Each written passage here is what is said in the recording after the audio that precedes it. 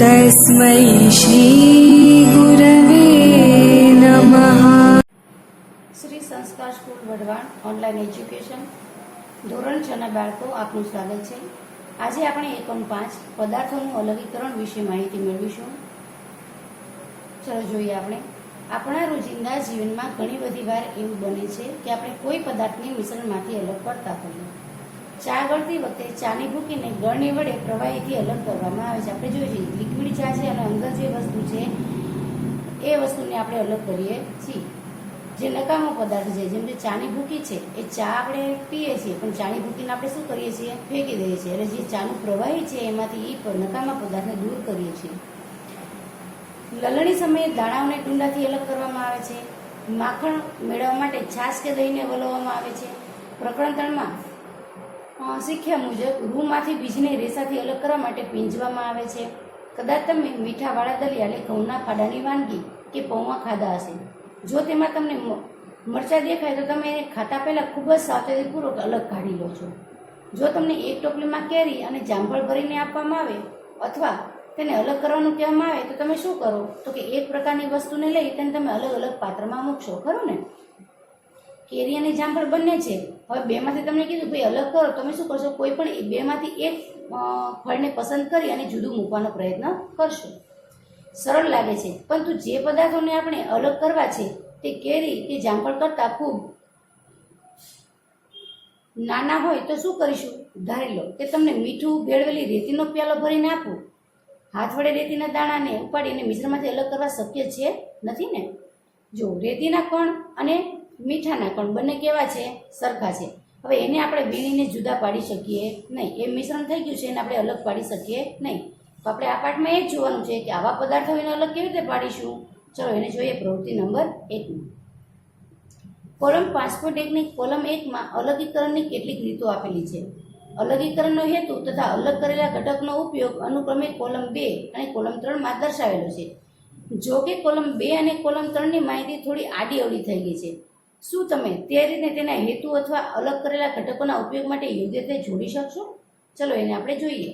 હવે અહીંયા તમને કીધું છે અલગીકરણની પદ્ધતિ, અલગીકરણ કરવા માટેનો હેતુ કે શા કારણે આપણે એને અલગ પાડવી જોઈએ અને અલગ કરેલા ઘટકો એ આપણે શું કરીએ છીએ। હવે ચોખામાંથી કાંકરા દૂર કરવા તો આપણે જે બે જુદા જુદા ઉપયોગમાં લેવા ઘટકને શું કરીએ આપણે એને વીણીએ, બરાબર? તો વીણાટ આવશે અહીંયા। ધ્યાન છે ઘન ઘટકને ફેંકી દઈએ છીએ। હવે જો કે કાંકરા છે એ કાંકરાને આપણે દૂર ફેંકી દઈએ છીએ। માખણ મેળવવા માટે આપણે દૂધને શું કરવું પડે, બરાબર?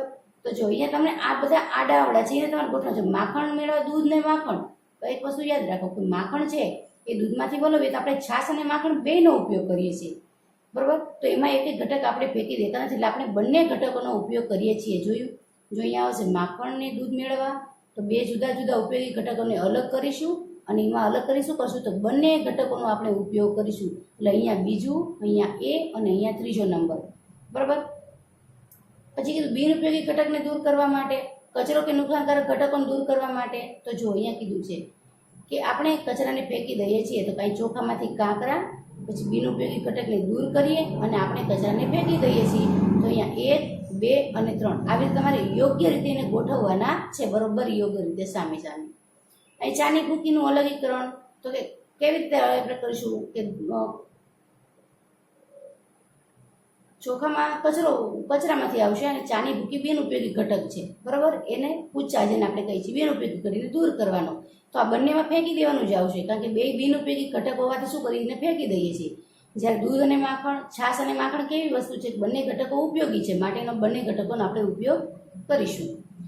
આપણે જોઈએ છીએ કે કોઈ પદાર્થનો ઉપયોગ કરતા પહેલા આપણે તેમાં રહેલા નુકસાન કે બિનઉપયોગી પદાર્થને અલગ કરીએ છીએ। પહેલા આપણે જોઈએ કે ઉપયોગી છે કે નથી ઉપયોગી, પછી આપણે એ જોઈએ કે નુકસાન કરતા છે કે નથી નુકસાન કરતા। તો આવી રીતે વિચાર કરીએ।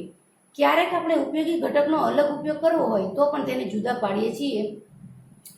જે પદાર્થોને જુદા પાડવા હોય તે અલગ અલગ કદના કે ઘટકના હોવા જોઈએ। આ દ્રવ્ય 3માંથી કોઈ પણ અવસ્થામાં હોઈ શકે જેમ કે ઘન, પ્રવાહી કે વાયુ। કોઈ પણ ઘટક હોય તો 3 કોઈના મુખ્ય ભૌતિક ઓલા છે ઘન, પ્રવાહી અને વાયુ ગુણધર્મ છે। તો જુદા જુદા ગુણધર્મો ધરાવતા હોય તો તેવા પદાર્થને આપણે કઈ રીતે અલગ કરી શકીએ? તો ચલો આપણે જોઈએ। અલગીકરણની પદ્ધતિ પહેલી, આપણે પદાર્થોને અલગ કરવાની કેટલીક સરળ પદ્ધતિઓની ચર્ચા કરીશું। તમે કદાચ રોજિંદા વ્યવહારમાં આ પદ્ધતિને જોઈ પણ હશે. જેમ કે તમારા મમ્મી હોય ઘઉં વીણતા હોય તો ઘઉંમાંથી કાંકરાને દૂર કરતા હશે, તમે જોયા હશે, બરોબર? તો એ જે પ્રક્રિયા છે ઘઉંમાંથી કાંકરા દૂર કરવાની, એ પ્રક્રિયાને હાથ વડે વીણવું, જેમ કે વીણાટ એવો શબ્દ છે, વીણાટ શબ્દ છે. તો વીણું પ્રક્રિયાથી આપણે કોઈ પણ બિન ઉપયોગી ઘટકોને દૂર કરી શકીએ છીએ. બજારમાંથી ખરીદેલી અનાજની કોઈ થેલી વર્તનમાં લાવો. હવે અનાજના દાણાને કાગળ પર ફેલાવો. શું તમને કાગળ પર ફક્ત એક જ પ્રકારના દાણા દેખાય છે? શું તેમાં કાંકરા, ફોતરા, તૂટેલા દાણા અને અન્ય ધાન્યના દાણા પણ દેખાય છે અંદર? તો તમે તમારા હાથ વડે ફોતરા, કાંકરા અને અન્ય ધાન્યના દાણા કોઈ અંદર બળી ગયેલા હોય તેને આપણે દૂર કરી છીએ.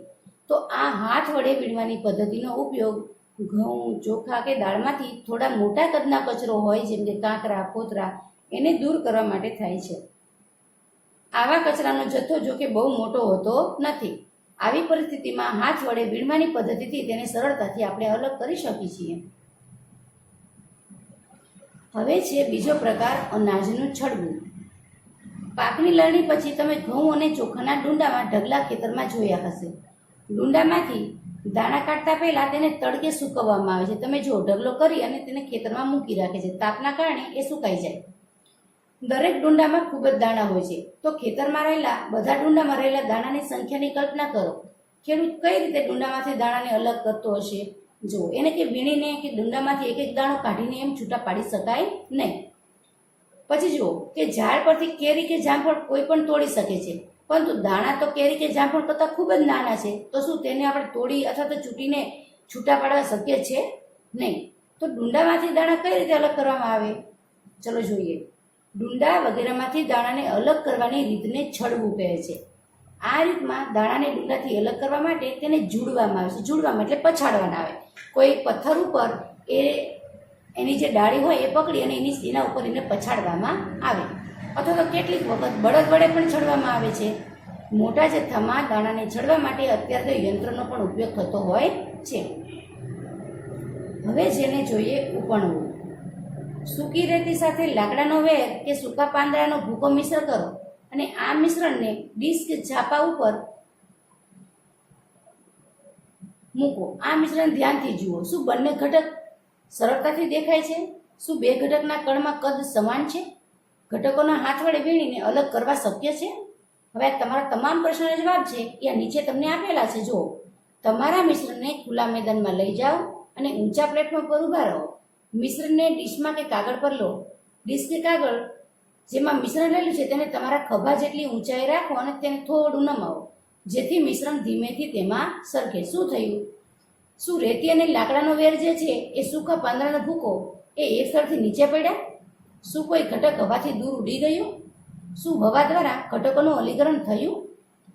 મિશ્રણમાં ઘટકોને આ પ્રકારે અલગ કરવાની જે આ પદ્ધતિ છે તેને ઉપણવું કહેવાય. કારણ કે ઉપણવાથી ક્રિયામાં ભારે અને હલકા ઘટકોને પવન વડે કે ફૂંકાતી હવા વડે અલગ કરવામાં આવે છે, તેથી એને ઉપણવું કહેવાય છે. ભારે જે કણ હોય અથવા ભારે જે પદાર્થ હોય એ તે નીચે ઢગલો થાય, અને હળવા હોય છે એ પવનથી દૂર જઈ અને બીજી જગ્યાએ ઢગલો થતો હોય છે. તો ઉપણવાની પ્રક્રિયાથી કદમાં જે ભારે હોય, વજનમાં હોય એવા ઘટકને અને હલકા ઘટકને દૂર કરવા હોય તો ઉપણવું પ્રક્રિયાનો ઉપયોગ કરવો પડે છે. ખેડૂતો દ્વારા સામાન્ય રીતે આ પદ્ધતિનો ઉપયોગ ભારે દાણામાંથી હલકા ફોતરા દૂર કરવા માટે થાય છે. ફોતરા પવન દ્વારા દૂર ઉડી જાય છે અને અનાજના દાણા અલગ થઈ અને ઉપણવાની જગ્યાની નીચે ઢગલો થાય છે. અલગ કરેલા ફોતરાનો ઉપયોગ ઢોરના ખોરાક કે તેવા કોઈ હેતુ માટેનો કરવામાં આવે છે. હવે જોઈએ આપણે ચાળવું. જો આમાં કદ જોવાનું, આગળનું આપણે જે ઉપણવું જોયું એમાં હલકું અને ભારે ઘન પદાર્થ હોય તો અલગ કરી શકાય, પણ ચાળવુંમાં તો અહીંયા ઘટકનું કદ જોવામાં આવે, નાનો અને મોટો ઘટક. ક્યારેક આપણે લોટમાંથી વાનગી બનાવીએ છીએ જેમાંથી કચરો કે ભૂસો દૂર કરવાની જરૂર પડે. આપણે શું કરીએ છીએ? તો આપણે ચાળણી લઈએ છીએ અને તેમાં લોટને નાખીએ છીએ. તો ચાળવાથી ચાળણીમાં છિદ્રોમાંથી લોટ પસાર થાય, જ્યારે મોટો કચરો હોય એ ચાળણીના ઉપર રહી જાય છે. અનાજ દળવાની ઘંટીમાં ઘઉંને દળતા પહેલાં કોતરા તથા પથ્થર જેવી અશુદ્ધિઓને આપણે દૂર કરાય છે. સામાન્ય રીતે કોથળી ભરી અને ઘઉં એક ત્રાસા ચાળણા પર નાખવામાં આવે છે. ચાળણું તેમાંથી છોડવા અને ઉપડવા છતાં પણ રહી ગયેલા કાંકરા, ડાળખા અને કોતરાને દૂર કરે છે. જો આ ચાળવુંની પ્રક્રિયા તમને બતાવે છે. તમે તમારા ઘરમાં તમારા મમ્મીને તમે કાર્ય કરતા જોયા હશે, ઘઉંને ચાળતા, એમાંથી ઘટકોને દૂર કરતા. તો આ પ્રવૃત્તિ તમારી નજર સામે થયેલી હોય છે. તમે આવા જ ચાળના બાંધકામના સ્થળોએ પણ જોયા હશે, જે મોટા કાંકરા અને પથ્થરોને રેતીમાંથી દૂર કરતા હોય છે. જો અહીંયા તમને રેતીનો ઢગલો નીચે દેખાય અને કાંકરા મોટા હોય એ દૂર થઈ જાય છે. ઘરેથી એક ચાળણી અને થોડી માત્રામાં લોટ વર્ગમાં લાવો. લોટમાં રહેલો કચરો દૂર કરવા તેને ચાળો. હવે ચોકનો ઝીણો ભૂકો કરી તેને લોટમાં ભેળવો. શું લોટ અને ચોકના ભૂકાને ચાળણાથી અલગ કરી શકાશે? જ્યારે મિશ્રણમાં ઘટકોનું કદ અલગ અલગ હોય ત્યારે ચાળવાની ક્રિયા કરવામાં આવે છે. આપણે જોયું કે ચૂનાનો ચોકનો ભૂકો અને લોટ બંને મિશ્રણ થઈ જાય, કારણ કે બંનેના કદ કેવા હતા? સરખા. એથી એને અલગ ન કરી શકાય. જો તમારે ચાળવાની ક્રિયાથી કોઈ અલગીકરણ કરવું હોય તો બંને ઘટકો હોય એના કદ અલગ અલગ હોવા જરૂરી છે. તો ચાળણની પ્રક્રિયા દ્વારા આપણે ઘટકોને અલગ કરી શકીએ. હવે જોઈએ નિક્ષેપણ. નિક્ષેપણ એટલે નિતારવું અથવા તો ગાળવું. ઘણીવાર હાથે વીણવાથી કે ઉપણવાથી મિશ્રણમાંથી ઘટકોને અલગ કરવા શક્ય હોતા નથી. ઉદાહરણ તરીકે ચોખા કે દાળમાં માટી કે ધૂળ જેવી હલકી અશુદ્ધિ હોય તો રાંધતા પહેલાં કઈ રીતે આવી અશુદ્ધિને આપણે અશુદ્ધિ અને ચોખા કે દાળમાંથી અલગ કરીએ? જો દાળ અને ચોખાને સામાન્ય રીતે રાંધતા પહેલાં ધોવામાં આવે છે. જ્યારે તેમાં પાણી ઉમેરવામાં આવે ત્યારે ધૂળ અને માટીના કણો જેવી અશુદ્ધિઓ અલગ થઈ જાય છે અને તે અશુદ્ધિઓ પાણી સાથે વહી જાય છે. હવે પાત્રના તળે શું બેસી જશે? તો કે ચોખા કે ધૂળ. શા માટે? તમે જોયું કે ગંદુ પાણી દૂર કરવા માટે પાત્રને નમાવવામાં આવે છે. જે તમારા મમ્મીને તમે જ્યારે સવારમાં ચોખા, સાંજે પેલી ખીચડી બનાવવા માટે નિતારતા જોયા હોય પાણીને, ત્યારે તમે જોજો એ શું કરે છે. જ્યારે મિશ્રણમાં રહેલો વજનમાં ભારે ઘટક તેમાં પાણી ઉમેર્યા બાદ નીચે બેસી જાય છે તો તે પદ્ધતિને નિક્ષેપણ કહેવાય છે. એટલે વજનવાળો ઘટક હોય એ તળિયે બેસી જાય, પાણીના તળિયે બેસી જાય, એ પદ્ધતિને શું કહેવાય છે? નિક્ષેપણ. જ્યારે પાણી ધૂળયુક્ત દૂર કરવામાં આવે છે તે પદ્ધતિને નિતારણ કહેવાય છે. પાણીને દૂર કરી છે, ગંદા પાણીને, તો એ પાણી નિતારણ થયું. ચાલો થોડા એવા મિશ્રણને શોધીએ કે જેમાં નિક્ષેપણ અને નિતારણ દ્વારા અલગીકરણ કરી શકાતું હોય. આ જ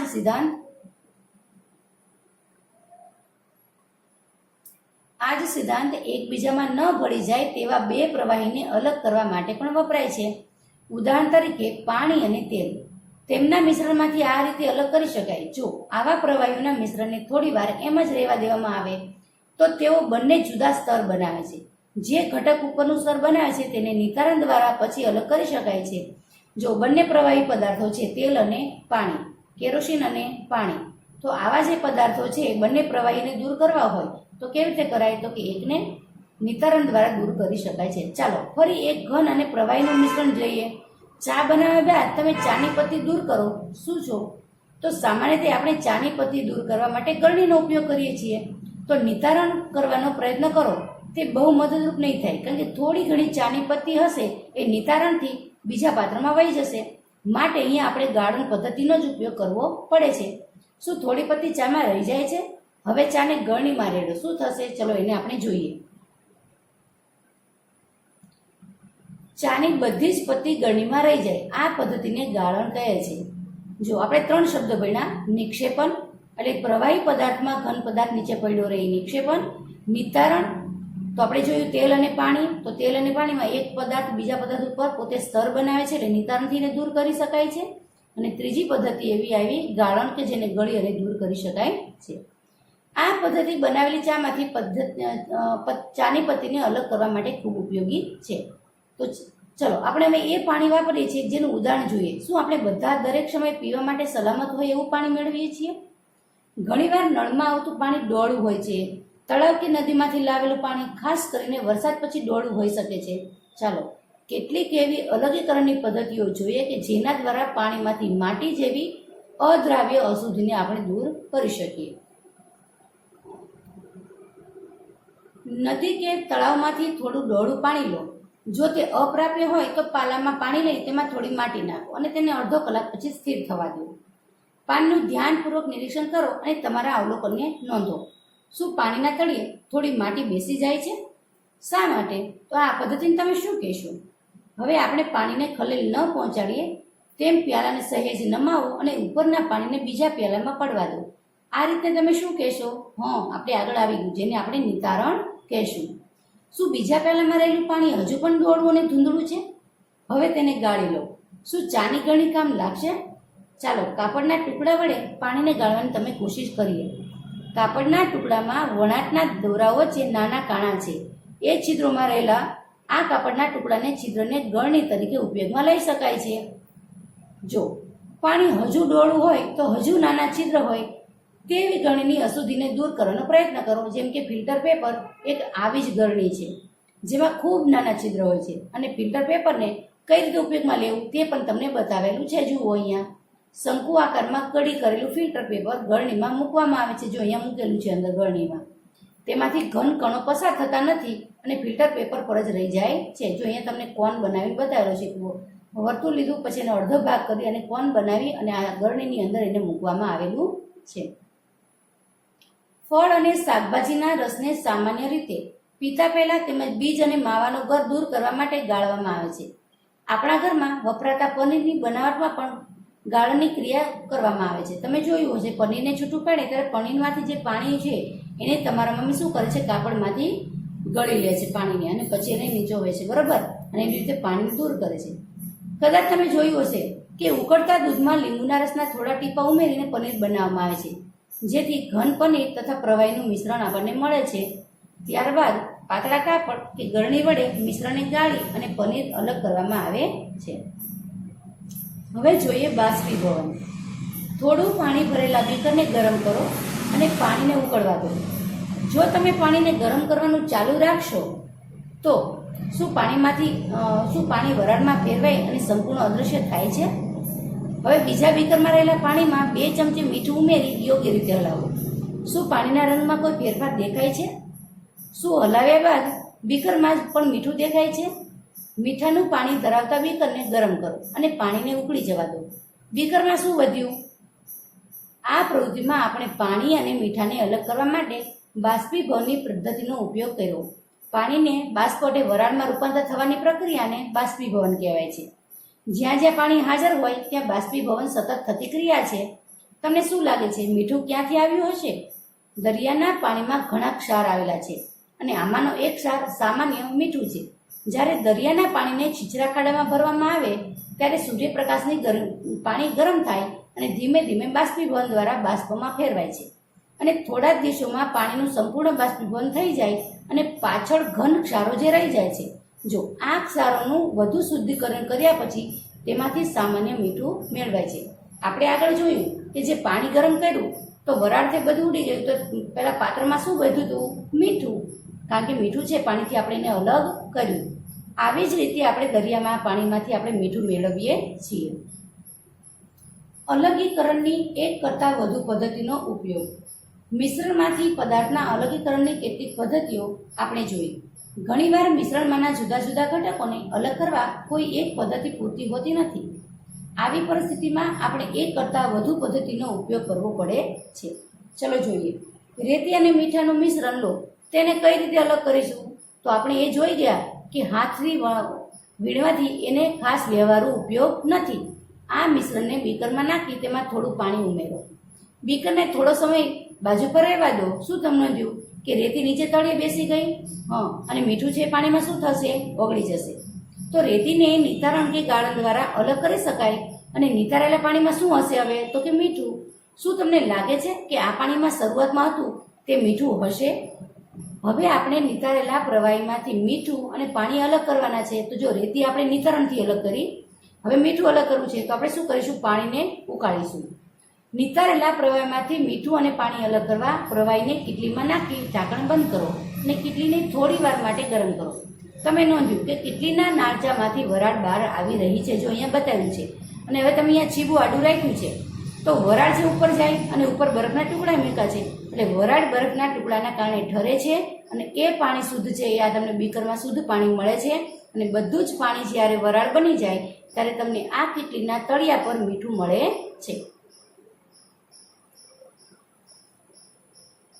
જો ધાતુની પ્લેટમાં થોડો બરફ લો અને આકૃતિમાં દર્શાવ્યા મુજબ પ્લેટને કીટલીના નાળચામાંથી સહેજ ઉપર પકડી રાખો. શું જોયું? તો કીટલીનું બધું જ પાણી ઉકળી જવા દો. જ્યારે વરાળનો સંપર્ક બરફવાળી પ્લેટ સાથે થાય ત્યાં તેનું સંઘનન થાય છે અને પ્રવાહી સ્વરૂપમાં પાણી બને છે. પાણીના જે ટીપા તમે પ્લેટ પરથી પડતા જુઓ છો તે વરાળના સંઘનનથી થાય છે અને પાણીની વરાળનું તેમાં પ્રવાહીમાં રૂપાંતર થવાની ક્રિયાને ઘનીભવન કહેવાય છે. તમે ક્યારેય થોડીવાર પહેલાં જ ઉકાળેલા દૂધના વાસણ પર ઢાંકેલી પ્લેટના નીચેના ભાગમાં જામેલા પાણીના ટીપા જોયા છે? બધું જ પાણી બાષ્પીભવન થાય પછી કીટલીમાં શું બચે? જો આ રીતે આપણે નિતારણ, ગાળણ, બાષ્પીભવન અને ઘનીભવન જેવી પદ્ધતિ દ્વારા મીઠું, રેતી અને પાણીને અલગ કર્યા. પહેલી જ્યારે મીઠું અને રેતી મિશ્રણમાંથી મીઠું અલગ કરતી હતી ત્યારે તેને મુશ્કેલી પડી. તેણે મીઠાના એક પેકેટને થોડી રેતીમાં ભેળવ્યું. પછી તેણે પ્રવૃત્તિ 7માં દર્શાવેલી પદ્ધતિ દ્વારા મીઠું પાછું મેળવવાનો પ્રયત્ન કર્યો. તેણે જાણ્યું કે તેણે જેટલું લીધું હતું તેમાંથી તે બહુ થોડું મીઠું પાછું મેળવી શકી. શું ભૂલ થઈ હશે? હવે આણે 1 ચમચી મીઠામાં નાખી હતી પાણીમાં, તો એને પછી જોયું તો થોડુંક મીઠું એના કરતાં ઓછું થઈ ગયું હતું. તો એ મીઠું ગયું ક્યાં? તો એવો એને પ્રશ્ન થયો. ચલો આપણે જોઈએ. શું પાણી ગમે તેટલા જથ્થામાં પદાર્થને ઓગાળી શકે છે? જોઈએ. આપણે શીખ્યા કે ઘણા પદાર્થો પાણીમાં ઓગળે છે અને દ્રાવણ બનાવે છે. આ પદાર્થો પાણીમાં દ્રાવ્ય છે તેમ આપણે કહી શકીએ. જે પદાર્થને પાણીમાં ઓગાળી શકાય તેવા તમામ પદાર્થોને શું કહીશું આપણે? દ્રાવ્ય પદાર્થો. જો પાણીના ચોક્કસ જથ્થામાં આપણે વધુ ને વધુ જે તે પદાર્થ ઉમેરતા જઈએ તો શું થશે? ચલો જોઈએ. 1 બીકર કે ટમ્બલર 1 ચમચી મીઠું અને પાણીની જરૂર પડશે. અડધા કપ જેટલું પાણી બીકરમાં લો અને 1 ચમચી જેટલું પાણી લઈ તે બરાબર ઓગળી જાય ત્યાં સુધી હલાવતા રહો. ફરીથી 1 ચમચું મીઠું ઉમેરો અને બરાબર હલાવો. દરેક વખતે 1 ચમચું મીઠું છે એને ઉમેરતા જાઓ અને હલાવતા જાઓ. થોડી ચમચી મીઠું ઉમેર્યા બાદ તમે નોંધ્યું કે થોડું મીઠું ઓગળ્યા વગર જ બીકરના તળિયે બેસી જાય છે. જો હા, તો તેનો અર્થ એ થયો કે આપણે પાણીનો કે જે જથ્થો લીધો છે તેમાં વધુ મીઠું ઓગાળી શકાય તેમ નથી, કારણ કે જે દ્રાવણ છે હવે મીઠું ઓગાળવાની ક્ષમતા ધરાવતું નથી. તો એ દ્રાવણને સંતૃપ્ત દ્રાવણ કહેવાય છે. કેવું દ્રાવણ કહેવાય છે? સંતૃપ્ત દ્રાવણ. એટલે કે રેતી સાથે મોટા જથ્થામાં ભેળવેલા મીઠાને પાછું મેળવવામાં ક્યાં ભૂલ થઈ હશે? એનો સંકેત અહીંયા છે. કદાચ સંતૃપ્ત દ્રાવણ બનાવવા માટે જરૂરી હશે તેના કરતાં પણ મીઠાનો જથ્થો ઘણો વધારે હશે. જે મીઠું અદ્રવ્ય રહી ગયું તે રેતી સાથે જ રહી ગયું હોવું જોઈએ, જે પાછું મળી શક્યું નહીં. તેણે વધારે માત્રામાં પાણીનો ઉપયોગ કર્યો હોત તો પોતાની મુશ્કેલીને નિવારી શકી હોત, કારણ કે પાણીનો જથ્થો ઓછો હતો અને મીઠાનો જથ્થો કેવો હતો? વધારે. માની લો કે તેની પાસે બધું જ મીઠું મિશ્રણમાં ઓગળવા માટે પૂરતા જથ્થામાં પાણી નથી, તો શું બીજો કોઈ રસ્તો છે કે જેથી દ્રાવણ સંતૃપ્ત થાય તે પહેલાં પાણીમાં વધુ મીઠું ઓગાળી શકાય? ચાલો આપણે એ પ્રવૃત્તિ આગળ કરીએ. બીકરમાં થોડું પાણી લો અને તેમાં મીઠું ત્યાં સુધી ઓગાળતા જાઓ જ્યાં સુધી મીઠું ઓગળવાનું બંધ ન થાય. આમ તમને મીઠાયુક્ત પાણીનું સંતૃપ્ત દ્રાવણ મળશે. હવે આ સંતૃપ્ત દ્રાવણમાં થોડી માત્રામાં મીઠું ઉમેરો અને તેને ગરમ કરો. તમે શું જોયું? બીકરના તળિયે રહેલા અદ્રાવ્ય મીઠાનું શું થયું? એ ઓગળી ગયું. બરોબર. શું તે હવે ઓગળ્યું? હા. જો હા, તો શું ગરમ કરવાથી હજુ થોડું મીઠુંને ઓગાળી શકાશે? આ ગરમ દ્રાવણને ઠરવા દો. શું બીકરના તળિયે ફરીથી મીઠું દેખાયું? આ પ્રવૃત્તિ દર્શાવે છે કે ગરમ કરવાથી પાણીમાં વધુ માત્રામાં મીઠાને ઓગાળી શકાય છે.